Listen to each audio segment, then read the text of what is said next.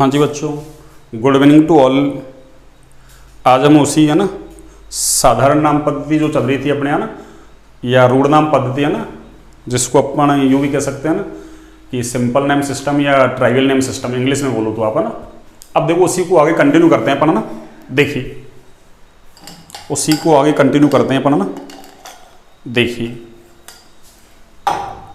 उसमें अपन ने है ना बात की थी कि समावयवी हाइड्रोकार्बन जो नॉट था वो काम का था ना, कि समावयवी हाइड्रोकार्बन है उनको हम कुछ अतिरिक्त पूर्वलंग, समावयवी का मतलब अणुसूत्र कैसा हो, समान, अणुसूत्र समान होगा तो ही उनको समावयवी कहेंगे ना। यानी समावयवी की मस्ट कंडीशन क्या है, अणुसूत्र का समान होना। तो अपन हम बात कर रहे थे ना कि समावयवी हाइड्रोकार्बन है उनको कुछ अतिरिक्त पूर्वलंग जैसे एन, आइसो, नियो, इनकी सहायता से क्या करते हैं अपन, विभेदित। अब एन और आइसो का उपयोग तो कम से कम 4 कार्बन होना, पहले मिनिमम कार्बन की कंडीशन पता होगा ना। और नियो के लिए कम से कम 5 कार्बन होने चाहिए आपके पास है ना। कितने कार्बन, 5 कार्बन। अब एन का उपयोग तो अशाखित श्रृंखला के लिए करते हैं, आइसो का उपयोग अपन शाखित श्रृंखला के लिए करते हैं, आइसो और नियो का।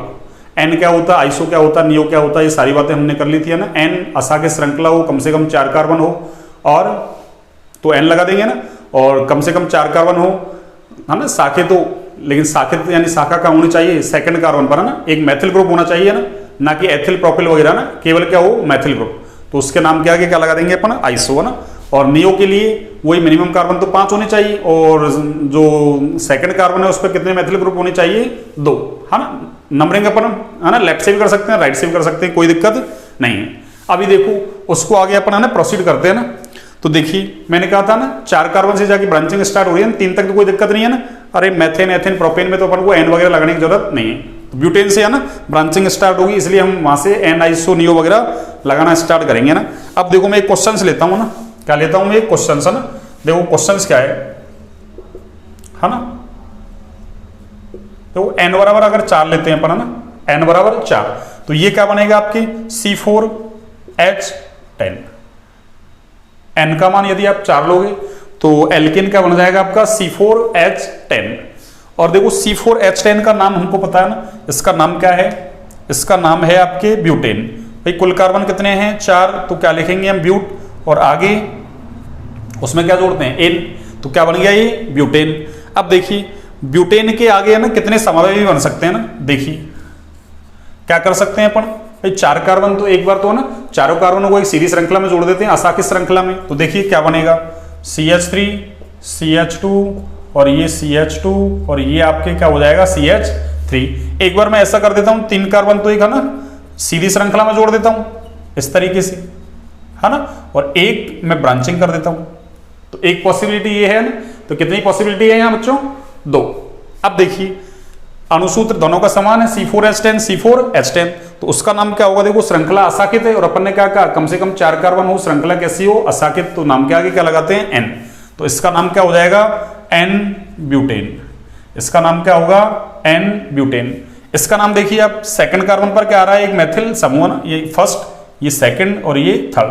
तो सेकंड कार्बन पर एक मैथिल समूह आ रहा है, और कितने कार्बन है, कम से कम 4 कार्बन है।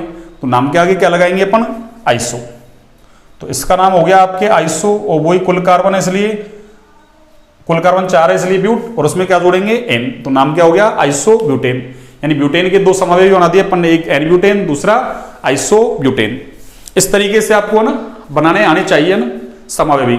अब देखिए अगला एग्जाम्पल लेता हूं, ये मैं अगला क्वेश्चन लेता हूं ना, पेंटेन वाला लेता हूं ना। ये काम के हैं आपके ना बोर्ड क्लास के हिसाब से है ना, ज्यादा नहीं तो ब्यूटेन के 2 समावयवी, एन ब्यूटेन और आइसो ब्यूटेन। आगे देखिए आप पेंटेन के लिए ना, किसके लिए, पेंटेन के लिए। देखिए अगला क्वेश्चन है ना, अगला क्वेश्चन देखो। हाँ जी देखिए मैंने ऐसा लिख दिया ना कि एन का मान कितना ले लिया अपन ने, 5। एन का मान कितना ले लिया, 5। तो एल्केन का जो है ना फॉर्मूला बनेगा वो क्या बनेगा आपकी C5 और H कितना हो जाएगा, 12, C5H12। और इसका नाम क्या होगा, इसका नाम होगा आपके है ना, भाई 5 कार्बन है इसलिए एल्क शब्द पेंट लिखते हैं अपन है ना, और उसमें अनुलग्न क्या जोड़ते हैं, एन। तो नाम क्या हो गया, पेंटेन। अब देखिए आप इसके कितने समावयवी बनेंगे, देखो है ना। देखिए कौन कौन सी पॉसिबिलिटी होगी है ना। हाँ देखिए कितनी पॉसिबिलिटी हो जाएगी यहाँ, देखिए 3 पॉसिबिलिटी बनेगी यहाँ ना, कितनी 3। देखिए 3 कौन कौन सी है, एक तो मैं क्या करूं 5 कार्बन है उनको ना एक असाके श्रृंखला में जोड़ दूंगा ना सीधे सीधे, यानी ऐसा जोड़ दूं मैं, देखिए CH3 आगे CH2, ये CH2, ये CH2 और ये क्या हो जाएगा आपके CH3। एक तो मैं 5 कार्बनों को ऐसे जोड़ दूंगा ना सीधे सीधे है ना, एक मैं ये कर देता हूं 4 कार्बन तो मैं सीधे जोड़ देता हूं, देखिए आप, है ना, और एक मैं क्या कर देता हूं ब्रांचिंग। अब की बार देखिए मैं क्या करता हूं 3 कार्बन तो ऐसे जोड़ देता हूं, है ना, और 2 मैं क्या कर दूं ब्रांचिंग कर दूंगा ना, अरे 2 शाखा लगा दूं मैं ना। तो देखिए ये पेंटेन के 3 समावेशी हो गया ना, कितने 3। अब न्यूनतम कार्बन 4 हुआ ना, और श्रृंखला कैसी हो असाकित हो ना, कैसी हो असाकित। तो फिर क्या करते हैं अपन, भाई न्यूनतम कार्बन 4 हो, 4 से ज्यादा 5 6 कितने हो ना, पर कम से कम 4 तो होनी चाहिए, तभी जाके n लगाएंगे ना, तो श्रृंखला असाकित हो, तो श्रृंखला असाकित है। और कुल कार्बन कितने 5, तो नाम के आगे क्या लिखूंगा मैं n, और आगे क्या लिखा जाएगा 5 कार्बन इसलिए पेंट, और एल्केन इसलिए अनुलग्न n लिखा जाएगा ना। यहां देखो आप फर्स्ट सेकंड कार्बन पे क्या आ रहा है एक मैथिल समूह, है ना, तो कुल कार्बन कितने 5, सेकंड कार्बन पर एक मैथिल समूह आ रहा है ना, तो क्या लिखेंगे अपन आइसो, क्या लिखेंगे अपन आइसो। तो नाम क्या हो गया इसका आइसोपेंटेन, क्या नाम हो गया आइसोपेंटेन। यहां देखिए आप 3 कार्बन तो एक है ना सीधी श्रृंखला में है, और 2 ब्रांचिंग कर दी मैंने, तो 1 2 3। तो सेकंड कार्बन पे क्या आ रहे हैं 2 मैथिल समूह, तो कम से कम 5 कार्बन हो और सेकंड कार्बन पर 2 मैथिल समूह हुआ ना, तो नाम के आगे क्या लिखते हैं अपन नियो, क्या लिखते हैं बच्चों नियो। तो नाम क्या हो गया आपके नियोपेंटेन। तो पेंटेन के कितने समावेशी हैं आपके 3, कितने हैं 3, एन पेंटेन, आइसोपेंटेन, नियोपेंटेन। और ये आपके काम के हैं ना, 12वीं क्लास के हिसाब से, बोर्ड क्लास के हिसाब से आपके काम के हैं ना, बिल्कुल। अब देखिए आप आगे, ये तो हो गया अपना संतृप्त हाइड्रोकार्बन है ना, कंप्लीट पढ़ा दिया मैंने है ना, इसमें आपको कुछ भी नहीं छोड़ा ना। संतृप्त हाइड्रोकार्बन का नामकरण कैसे करते हैं, एन आइसो नियो कैसे लगाते हैं ना, ठीक है, नोट डाउन कर लीजिए अपन एक बार।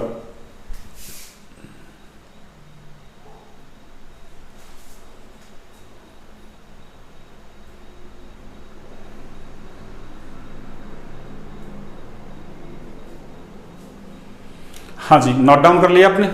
अब देखिए, अब हम पढ़ेंगे असंतृप्त हाइड्रोकार्बन का नामकरण। संतृप्त का पढ़ लिया हमने, अब हम पढ़ेंगे असंतृप्त का। देखिए असंतृप्त का कैसे पढ़ेंगे अपन, है ना, यानी इधर मैं लिखता हूं असंतृप्त हाइड्रोकार्बन का नामकरण। असंतृप्त हाइड्रोकार्बन का नामकरण।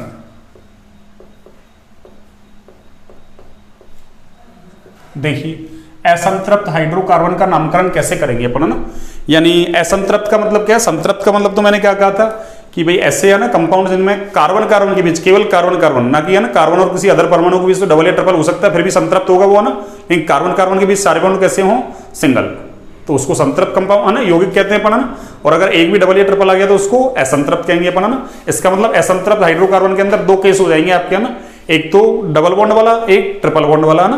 तो देखिए मैं सबसे पहले फर्स्ट केस लेता हूं ना, केस फर्स्ट क्या है देखिए आप, है ना, द्विबंध युक्त, है ना, कैसे द्विबंध युक्त, है ना, हाइड्रोकार्बन ना, द्विबंध युक्त, है ना, यानी मैं ऐसा लिख दूं डबल बॉन्ड, है ना, थोड़ा बहुत इंग्लिश भी आनी चाहिए अपन को ना, डबल बॉन्ड कंटेनिंग, है ना, द्विबंध युक्त कंटेनिंग, है ना, यानी ऐसे हाइड्रोकार्बन जो डबल बॉन्ड रखते हैं ना।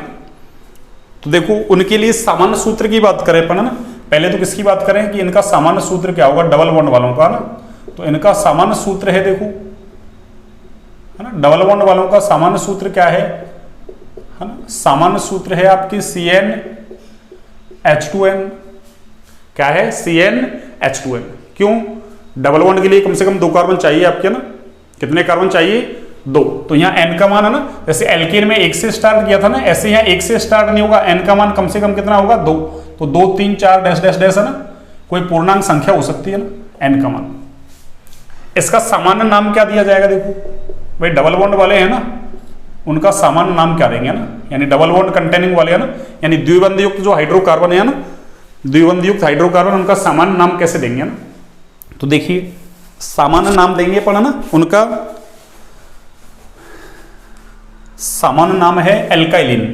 क्या नाम है, एल्काइलिन है ना, सामान्य नाम क्या है इनका, है ना। अभी नए पेन है थोड़ा सा ना, इसलिए पता नहीं क्यों है ना, चलने में थोड़ा सा ना, हाँ इनको भी जोर आता है ना।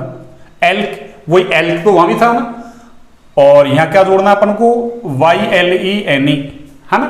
एल्किलीन बोल दो ना अपनी भाषा में है ना, जैसे ALKY को की बोल दो तो एल्किलीन है ना, या KY को काई बोल दो एल्काइलिन, एक ही बात है ना। थोड़े सिटी के लोग होते हैं वो थोड़े है ना स्मार्ट होते हैं, ज्यादा ओवर स्मार्ट है ना, वो एल्काइलिन बोल देते हैं ना। क्या बोल देते हैं, एल्काइलिन। अरे जैसे अपन है ना कोरोना को अपने गांव में कोरोना बोलते हैं ना, कोरोना बीमारी आई थी ना, और वो सिटी वाले थोड़े से ना ज्यादा स्मार्ट होते हैं, वो कोरोना बोल देते हैं उसको ना। बात एक ही, कोरोना बोलो आप या कोरोना बोलो ना।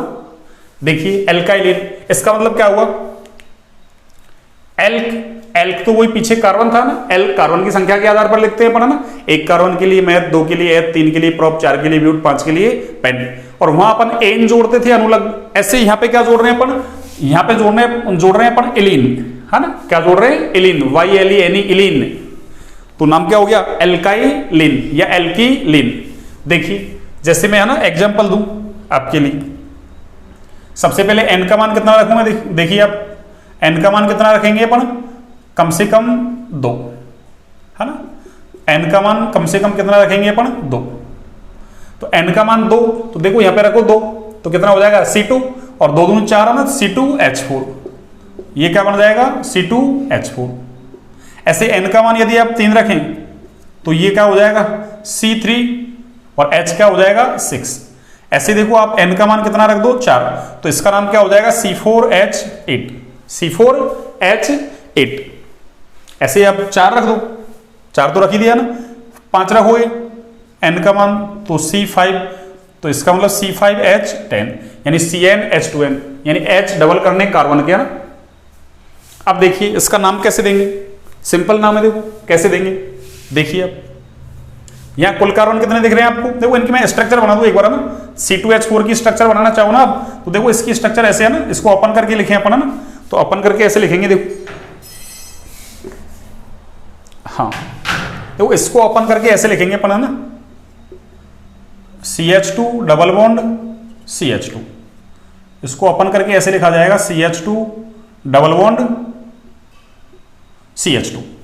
इसको मैं ओपन करके लिखूं तो देखिए इसको मैं ऐसा लिखूंगा ना, CH3 CH double bond CH2, open का मतलब खोल के ना।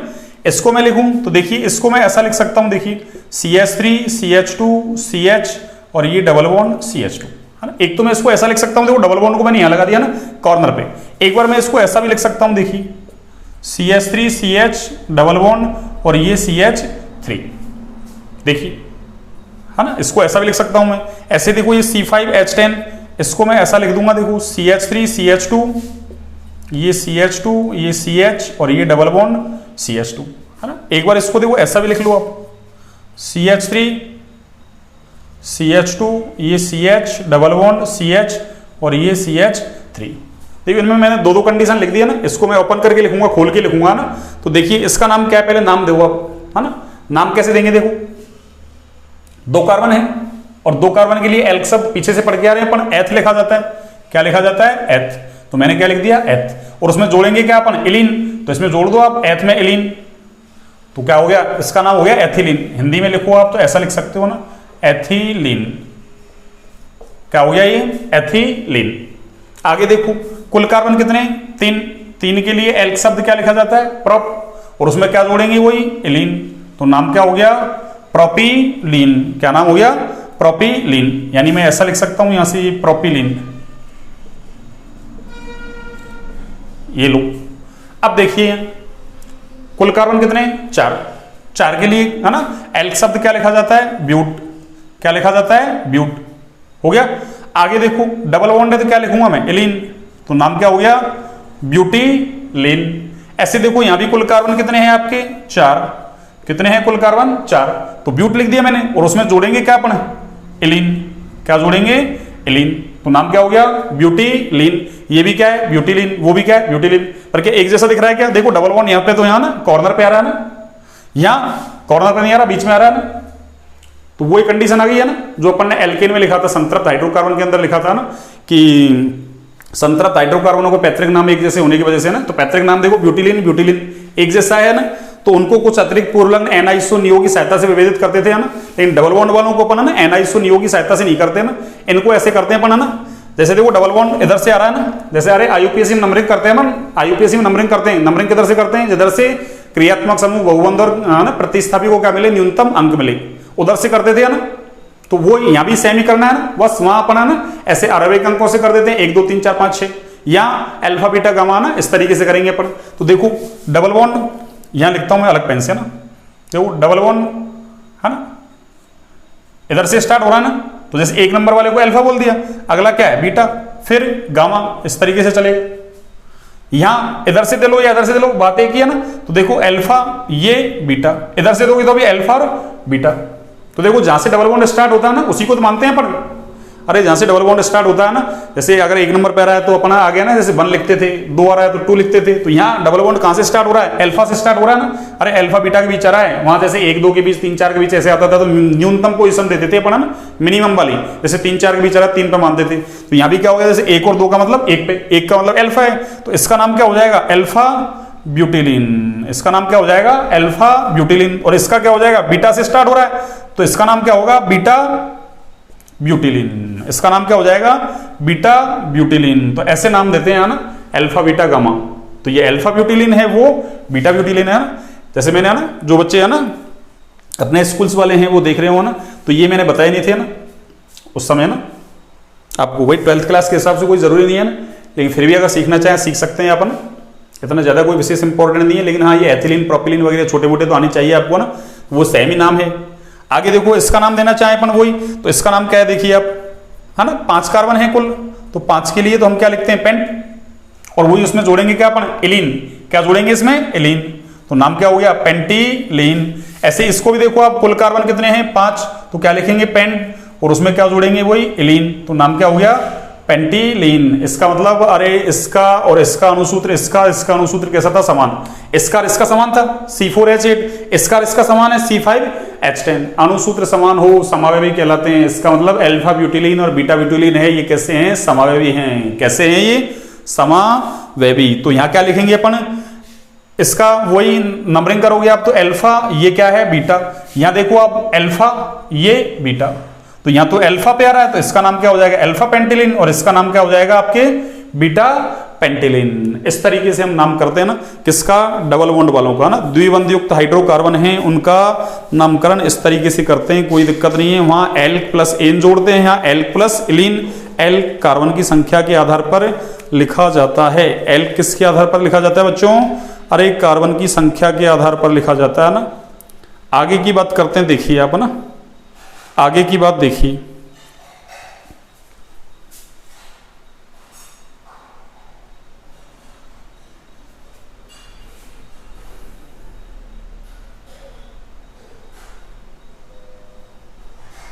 हाँ जी, आगे की बात देखिए अपन।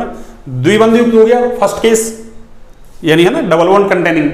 अब देखिए आप त्रिबंध वाले है ना, ट्रिपल बॉन्ड कंटेनिंग है ना, ट्रिपल बॉन्ड कंटेनिंग। देखिए आप केस सेकंड लिखता हूं मैं ना।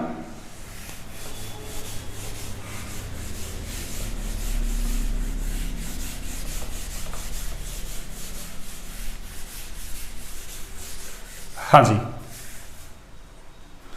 अच्छे से पढ़े है ना, बिल्कुल आपको है ना निश्चित रूप से फायदा होगा ना, अच्छे मार्क्स आएंगे बिल्कुल है ना बोर्ड क्लास में आपको ना। और अभी हम जल्दी है ना, अभी तो आपके 12th क्लास की है ना बच्चों की डिमांड को देखते हुए है ना अपन ने 12th क्लास स्टार्ट कर दी है ना। अब धीरे धीरे है ना 1-2 दिन में है ना अपन एक ऐसा बैच स्टार्ट करेंगे जिसमें ना कंप्लीट केमिस्ट्री है ना, बिल्कुल A to Z complete chemistry है ना पढ़ाएंगे बिल्कुल है ना। एक बैच हिंदी मीडियम में प्योर है ना, थोड़ा बहुत इंग्लिश जैसे आपके लिख रहे हैं ऐसे है ना, फिर एक इंग्लिश मीडियम में बिल्कुल है ना, इंग्लिश मीडियम में प्योर इंग्लिश मीडियम में पढ़ाएंगे बिल्कुल है ना।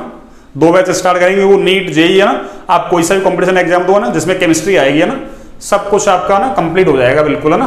सारा इनऑर्गेनिक ऑर्गेनिक फिजिकल है ना, इसमें भी इनऑर्गेनिक ऑर्गेनिक फिजिकल सारा पढ़ाएंगे ना। एक 11th क्लास के लिए भी है ना, जैसे आपको पढ़ा रहे हैं ना बोर्ड के हिसाब से, ऐसे ही 11th के हिसाब से भी है ना बेसिक पढ़ा देंगे ना। एक बिल्कुल है ना नीट जेई वगैरह सबके लिए है ना, कोई सा भी कॉम्पिटिशन एग्जाम हो, आजकल तो IIT जेम वगैरह है ना, आजकल तो CUET भी चल रहा है, देखो आपके है ना। अरे ग्रेजुएशन वगैरह में एडमिशन लेना अच्छे है ना, अच्छे कॉलेज वगैरह में, अच्छे यूनिवर्सिटी वगैरह में है ना, जैसे है ना दिल्ली वगैरह में है ना, DU वगैरह है ना, BHU वगैरह है ना, JNU वगैरह है, उनमें एडमिशन के लिए ना पहले परसेंटेज बेस से होता था ना, तो CBSE वाले बाजी मारते थे ना।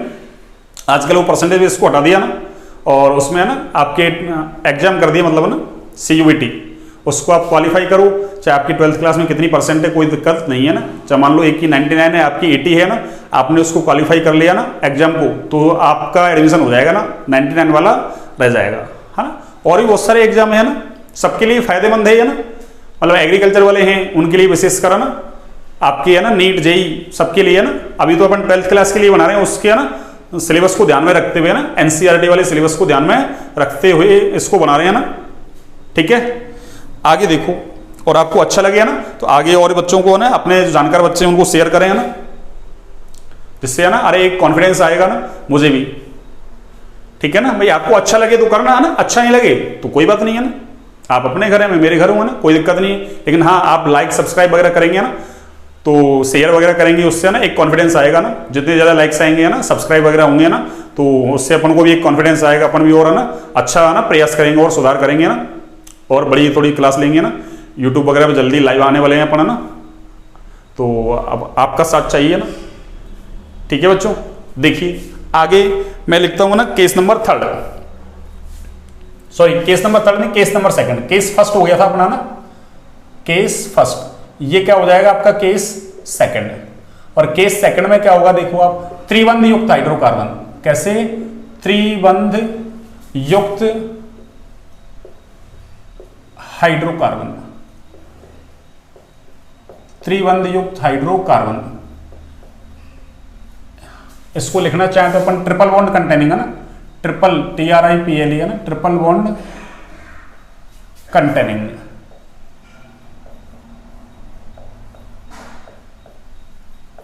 ट्रिपल बॉन्ड कंटेनिंग है ना, त्रिबंध युक्त हाइड्रोकार्बन। अब देखिए आप, है ना, त्रिबंध युक्त हाइड्रोकार्बन है ना, इनका नामकरण जो है अपन है ना, इनका नामकरण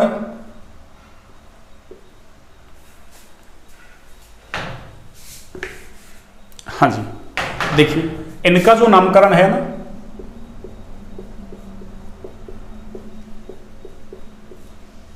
इनका नामकरण व्युत्पन्न पद्धति के आधार पर करते हैं ना, व्युत्पन्न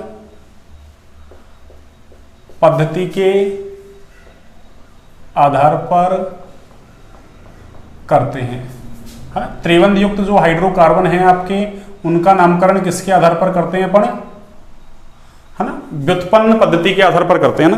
किसके आधार पर बच्चों, व्युत्पन्न पद्धति के आधार पर। कैसे करेंगे देखो, इसी में सीख लो आप व्युत्पन्न पद्धति, है ना, आगे अपन को ज्यादा काम की नहीं है ना, फिर भी आपको अगर है ना कंप्लीट देखनी है तो मैं जब है ना जो बैच नीट जेई के लिए स्टार्ट करूंगा ना, उसमें सब कुछ 11 12 है ना उसको कवर करते हुए ना, नीट जेई है ना, जेई है ना मेंस तक, है ना, जेई मेंस तक, नीट जेई मेंस तक है ना, तो 11 12 सबको कवर करते हुए ना, बिल्कुल है ना लोअर लेवल से हायर लेवल की तरफ है ना, तो उसमें आप सब कुछ देख सकते हैं ना।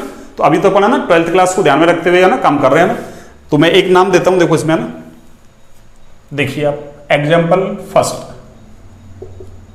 एग्जाम्पल फर्स्ट देखिए आप, जैसे मैंने क्या लिख दिया, CH ट्रिपल बॉन्ड CH। एक मैंने एग्जाम्पल लिख दिया आपके, देखिए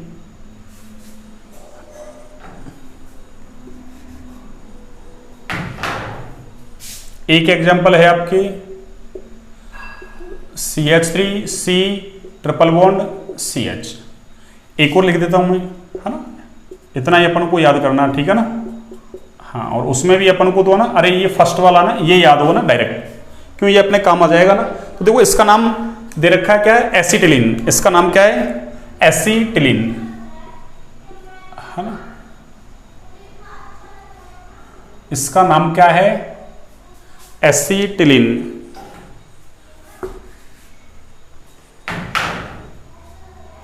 हाँ जी, देखो इसका नाम है